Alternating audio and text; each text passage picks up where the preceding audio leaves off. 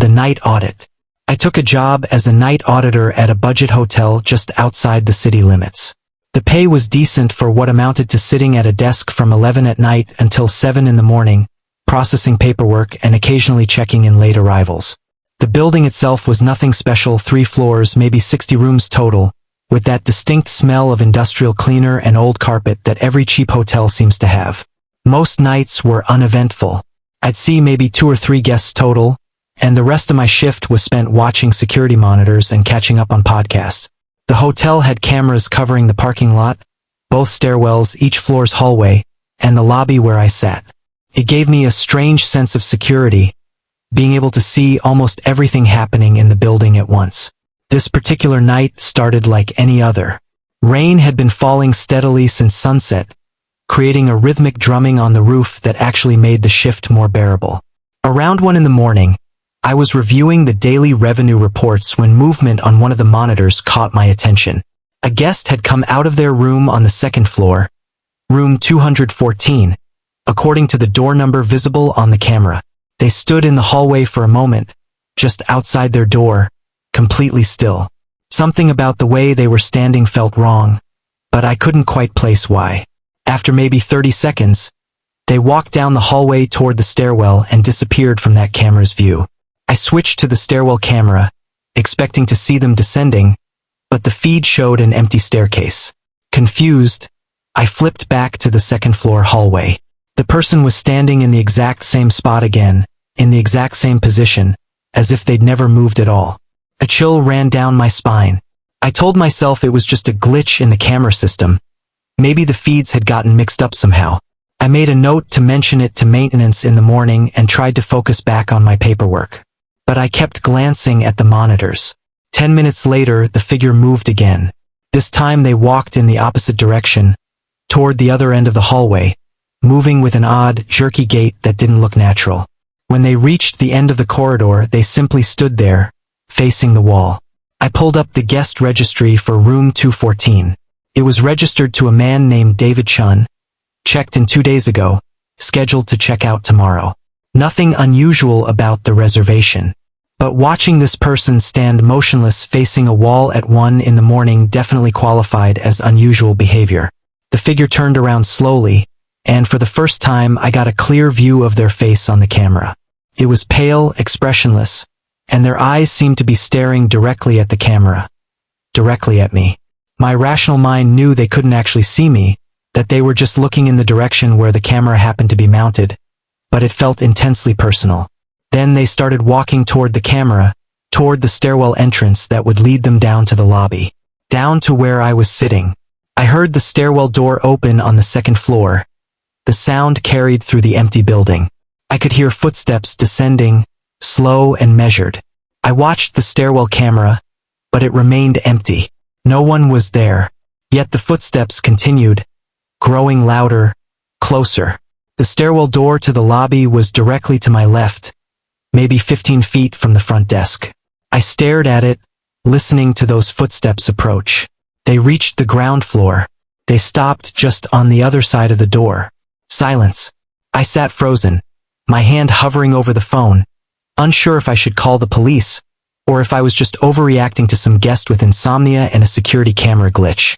The seconds stretched out impossibly long. Then the footsteps resumed, but they were moving away now, back up the stairs. I finally exhaled, not realizing I'd been holding my breath. I checked the 2nd floor hallway camera. The person was back in front of room 214, standing in that same unnaturally still position. This continued for the next hour. The figure would move, stand in strange places, stare at walls or at cameras, and occasionally make those trips to the stairwell that never showed up on the stairwell feed. Each time they descended to the ground floor, the footsteps would stop at the lobby door, then retreat. Around 2:30, I decided I needed to do something. This was beyond strange, it was starting to feel threatening. I pulled up David Chen's contact information and called the room number for 214. It rang, and rang, and rang. No answer, no voicemail. I hung up and tried again. Same result. On the monitor, the figure was now standing in the middle of the hallway, perfectly centered in the frame. And then, As I watched, they raised one arm and pointed directly at the camera. Directly at me. My phone on the desk started ringing. The caller ID showed it was coming from room 214. With a shaking hand, I answered. Front desk. Breathing. Heavy, labored breathing, but no voice. In the background, I could hear what sounded like my own voice, distant and tinny. I was hearing myself through their phone, which meant they could hear me too. Hello? Mr. Chun. I tried to keep my voice steady. The breathing stopped. Then a voice, barely above a whisper. I can see you. The line went dead. On the monitor, the figure began walking toward the stairwell again. This time, I didn't wait. I grabbed my keys, locked the front desk office from the inside, and called 911. I kept my eyes on the monitors as I gave the dispatcher the information. The figure reached the stairwell. The door opened. The footsteps began descending. And this time, when I looked at the stairwell camera, I saw them. They were actually there on the feed, climbing down step by step, moving in that same unnatural, jerking manner. They reached the ground floor. The footsteps stopped at the lobby door. I could hear them through the door, no longer ascending, just waiting. The handle began to turn, slowly, testing the lock. The police arrived 6 minutes later, though it felt like hours. They found the stairwell door locked from my side. When they went up to room 214, they found it empty. David Chun had checked out early that morning, according to his own account, at 7 a.m. the previous day, more than 18 hours before I came on shift. The day shift auditor confirmed he'd left, taking all his belongings. But the room key was sitting on the nightstand inside. And the bed looked like someone had been sleeping in it recently. On the television screen, paused on the local news, my own face stared back from an employee photo the hotel had provided to a reporter months ago for some community story I'd forgotten about. They checked the security footage. Every instance I'd seen the figure, every movement, every phone call. None of it appeared on the recorded footage. On the recordings, the hallways remained empty all night. The timestamp on my call log showed I'd called room 214, and that room 214 had called me back. But when they tried to pull the phone records, there were no calls registered to or from that room during my shift. Nothing prepared me for what happened on Route 47 last October. The only thing they found was a message written in the condensation on the bathroom mirror in room 214. I know your schedule. I quit that night. I never worked another overnight shift anywhere. But sometimes, when I'm home alone at night, my phone rings with no caller ID. And when I answer, all I hear is breathing and a whisper. I can see you.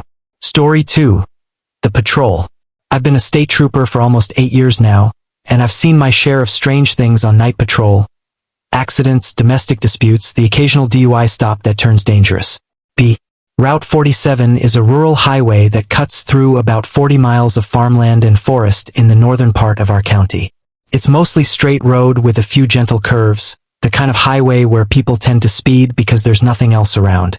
I was running radar around midnight when dispatch came through with a call about an abandoned vehicle blocking the westbound lane near mile marker 32. I acknowledged the call and headed out. The night was clear and cold, the kind where your breath fogs in the air. As I drove, I couldn't help but notice how empty the road was.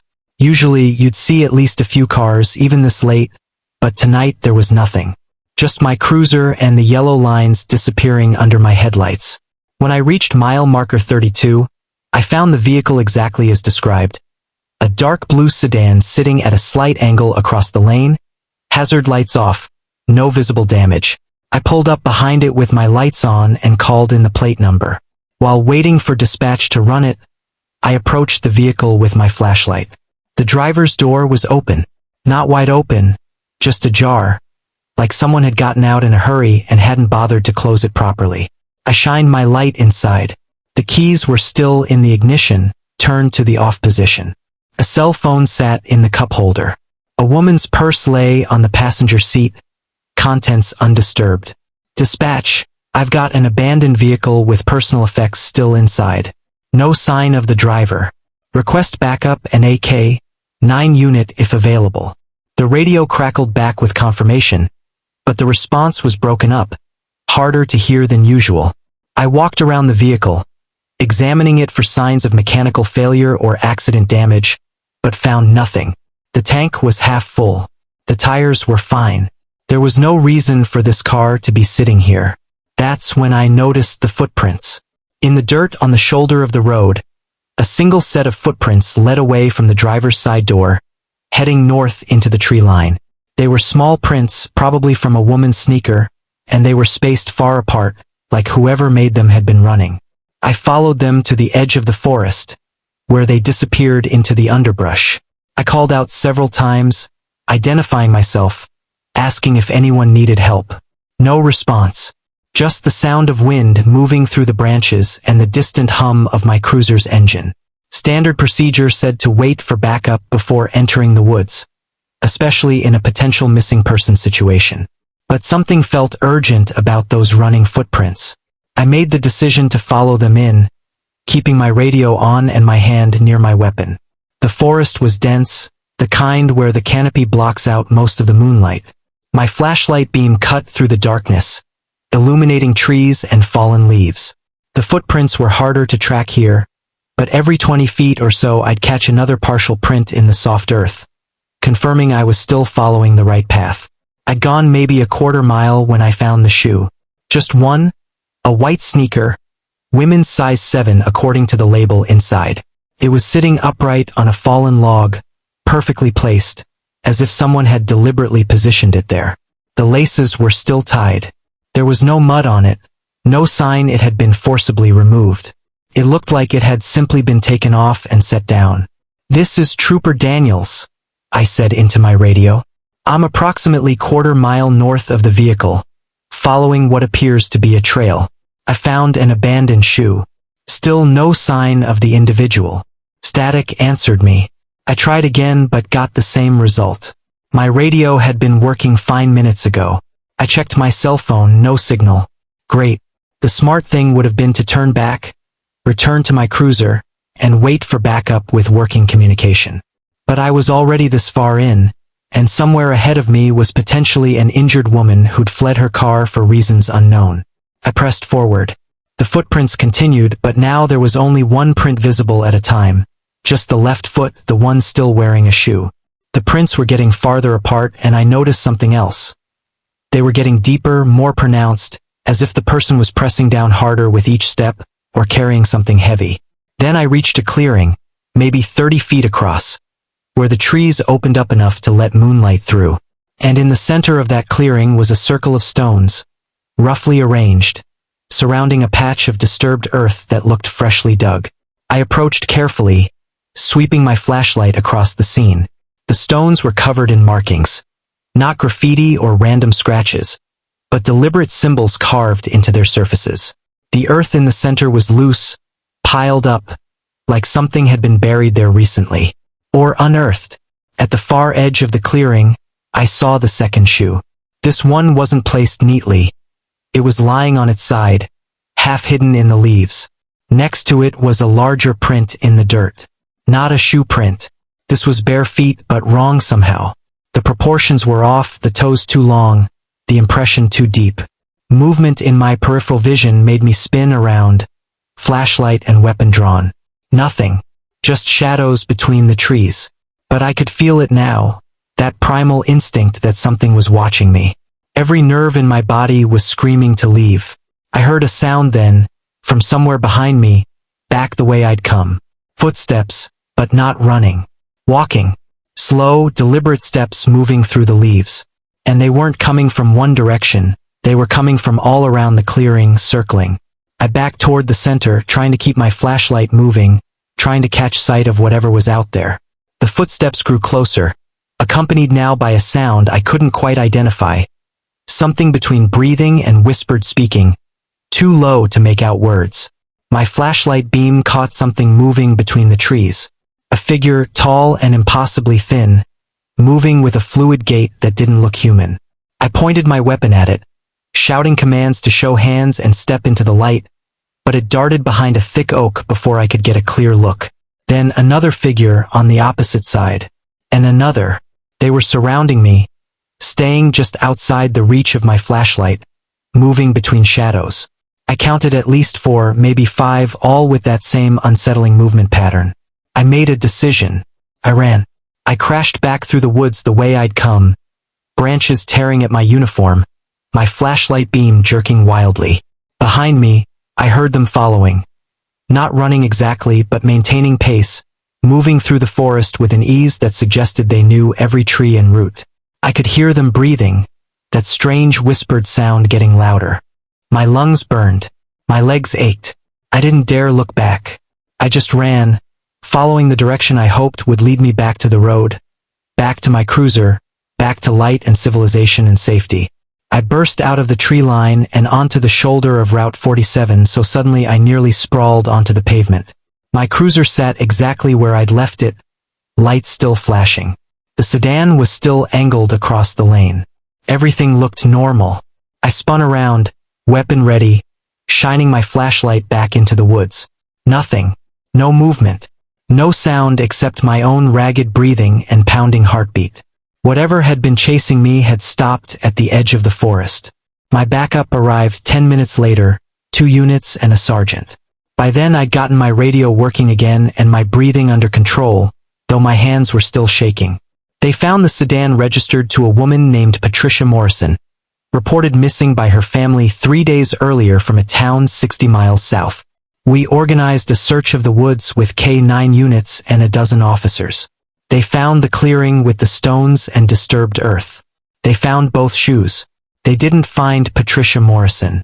The cadaver dogs hit on the disturbed earth, so they brought in equipment and dug it up. They found remains, but not human. Animal bones arranged in a pattern, dozens of them. Deer, coyote, smaller creatures, all arranged in that same circle pattern.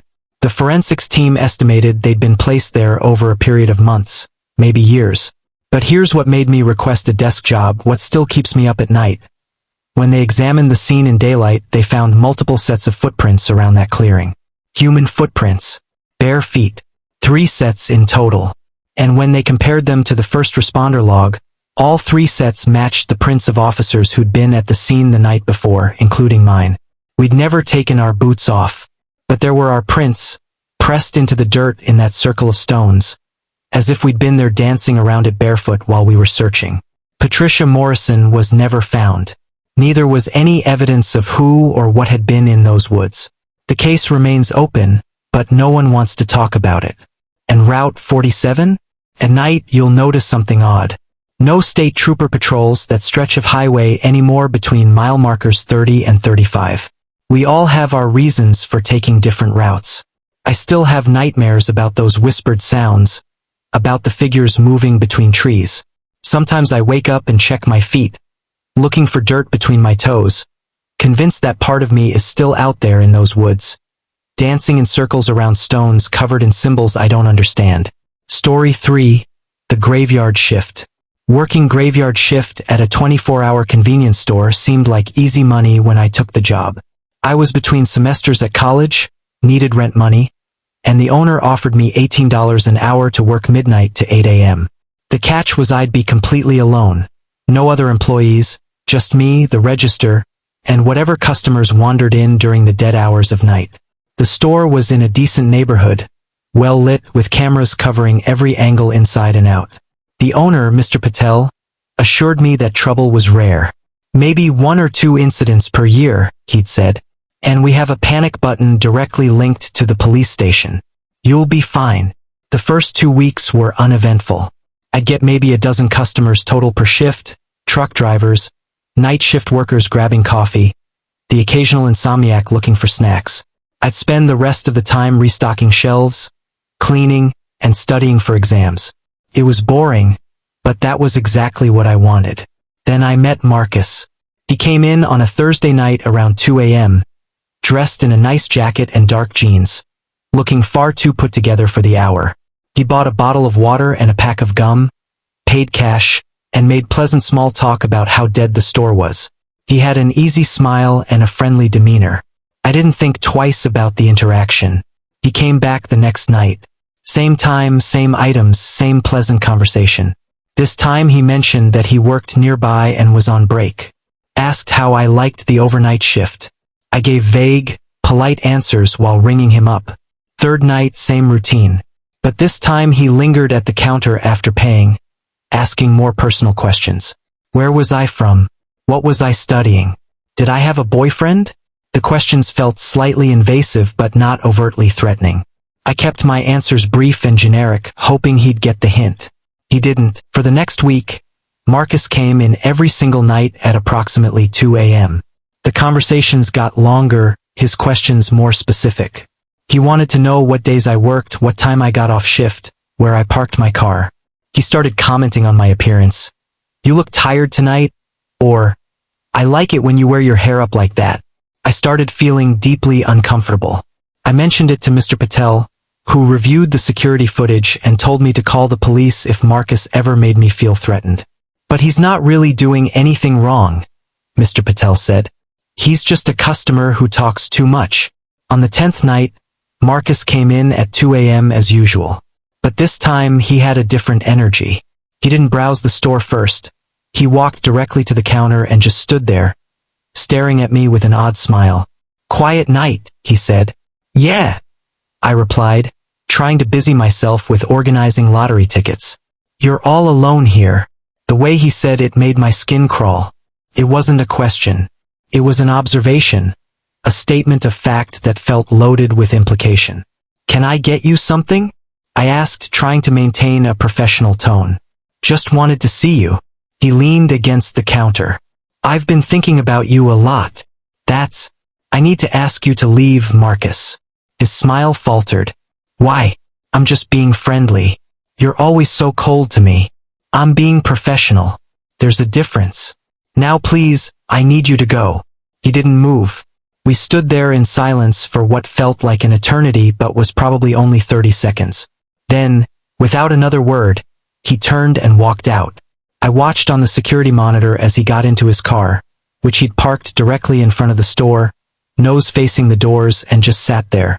He sat there for an hour, just sitting, occasionally looking at his phone, but mostly staring at the store entrance. At 3 a.m., another customer pulled in, and Marcus finally drove away. I called the police that night and filed a report. They said without an explicit threat or physical action, there wasn't much they could do, but they'd increase patrols around the store during my shifts. The officer who took my report suggested I document every interaction, keep my phone nearby, and trust my instincts. Marcus didn't come in the next night or the night after. I started to relax, thinking maybe the police visit or my direct rejection had done the trick. I let my guard down. Mistake. On the 5th night after our last interaction, I was working a Thursday shift. It was slow. I'd had maybe 4 customers all night. Around 3 a.m., during that dead zone where even the truck drivers have stopped coming through, I was in the back room taking inventory of the beer cooler. The door chime sounded, indicating someone had entered. I called out that I'd be right there and finished counting the last case before heading back to the register. Marcus was standing behind the counter on my side. My blood went cold. What are you doing back there? I wanted to talk to you privately, he said. His voice was different now, flat, cold. The friendly facade was completely gone. Get out from behind the counter right now, or I'm calling the police. I already had my phone in my hand, finger hovering over 911. You're always so dramatic, he said, taking a step toward me. I've been nothing but nice to you. I come in here every night, I buy stuff, I make conversation. And you treat me like I'm some kind of creep. You came behind the counter into employee-only space. Leave now. Make me. I pressed 911 and started giving the address. Marcus lunged forward, and I ran. Not toward the front door, which he was blocking, but toward the back emergency exit. I slammed through it, setting off the alarm, and sprinted across the parking lot to my car. My hands shook so badly I could barely get the key in the door. I heard footsteps behind me and didn't look back, just yanked the door open and threw myself inside, locking it immediately. Marcus appeared at my window, that strange smile back on his face. He knocked on the glass gently, almost politely. This is really rude, you know? I just wanted to talk. I sat there, phone to my ear, giving information to the 911 dispatcher, while Marcus stood calmly beside my car. He didn't try to force the door open. He didn't yell or bang on the window. He just stood there, smiling, waiting. The police arrived in under 5 minutes. When they pulled into the lot, Marcus simply walked away toward his own vehicle. They stopped him before he could leave, and I watched from my car as they questioned him. Eventually, they handcuffed him and put him in the back of their cruiser. The officer who came to get my statement explained that when they'd searched Marcus's car, they found items that made them very concerned. Zip ties, duct tape, a knife, and a notebook filled with detailed notes about me. My schedule, my car, my license plate, descriptions of my appearance on different nights, speculations about where I lived. Marcus was charged with stalking, breaking and entering, and attempted kidnapping. During the investigation, they discovered he'd been fired from his previous job for similar behavior toward a female coworker. The items in his car, combined with the notebook, built a clear case that he'd been planning something far worse than just talking. I quit that job the next day. Mr. Patel understood, even paid me for the full 2 weeks I would have worked. I moved to a different apartment, changed my routines, looked over my shoulder constantly for months. Marcus took a plea deal, 8 years in prison. He'll be eligible for parole in 5. The detective on the case told me I was lucky, that my instincts and quick action probably saved my life. She showed me pages from the notebook, though I wish she hadn't. In that notebook, Marcus had written detailed fantasies about what he wanted to do to me. And on the last page, dated the night he came behind the counter, he'd written just 3 words, "Tonight's the night. I don't work overnight shifts anymore. I probably never will again. But more than that, I pay attention now in ways I never did before. When someone seems too interested, too friendly, too persistent, I trust that feeling in my gut that says something isn't right. Because sometimes the scariest monsters don't lurk in dark alleys or abandoned buildings. Sometimes they buy bottled water at 2 a.m. and smile while planning your murder." ## story 4. The last bus. I used to take the number 47 bus home from my evening shift at the bookstore. It was a 40-minute ride through the city, starting in the bustling downtown area and gradually moving into quieter residential neighborhoods before finally reaching my stop near the outskirts. The last bus of the night departed at 11:45, and I usually caught it with a few minutes to spare. The route was always the same. 12 stops, starting with a crowd of bar staff and restaurant workers, then gradually emptying out until by the time we reached my stop, I was often the only passenger left except for maybe 1 or 2 others in the back. That's how it was supposed to work. Anyway, on this particular Tuesday in late November, I boarded the last bus as usual. The driver was someone I didn't recognize. A middle-aged man with a thin face and dark eyes that seemed to look through me rather than at me when I scanned my pass. Not my regular driver, but replacements happen sometimes. I took my usual seat, 4th row from the front on the right side, and settled in with my book. The bus filled up normally for the first few stops. Tired workers, a couple of students, an elderly woman with shopping bags. The usual late-night crowd. We pulled away from the 5th stop, which should have been the beginning of the gradual emptying. But when I looked up from my book, I noticed something odd. The bus was still full. In fact, it seemed even more crowded than before, though I couldn't remember anyone else boarding at that last stop. The passengers sat in unusual stillness. No one was checking phones, talking, or even adjusting their positions in their seats.